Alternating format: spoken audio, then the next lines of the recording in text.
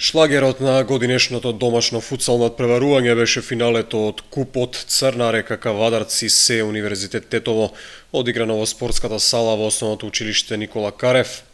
Подобри беа тетовчани кои славеа со 5:3, полувреме 1:0.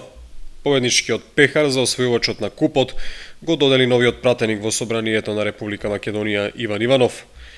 Во другиот надпревар во кој се одлучуваше за место во првата македонска футсал лига се сретна Мал Ајакс од Штипи и Цико од Стојаково. Мал Ајакс успеа да го задржи праволигашкиот статус што го имаше и претходно со освоеното предпоследно место во лигата.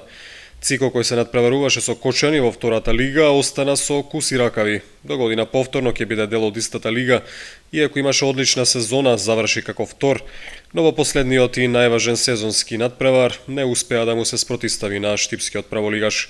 4:2 беше конечниот резултат, полувреме 1:1. Во паузата организаторот подготви квалитетна културно-забавна програма. Со одлична организација на двата надпревари, како и на ненадпреварувачкиот програмски дел, достојно беше одбележан јубилеот 90 години фудбал во Кочани. Фудбалскиот клуб Кочани со неговите еманации КМФ Кочани и ЖФК Кочани е нов клуб и во моментов неприкосновен репрезент на овој спорт. Со тоа јубилеот беше доживеан од поинаква историска перспектива, ако се има предвид неговата најтесна врска со ФК Осогово, односно периодот на формирањето на најстариот и најуспешен клуб во Кочани.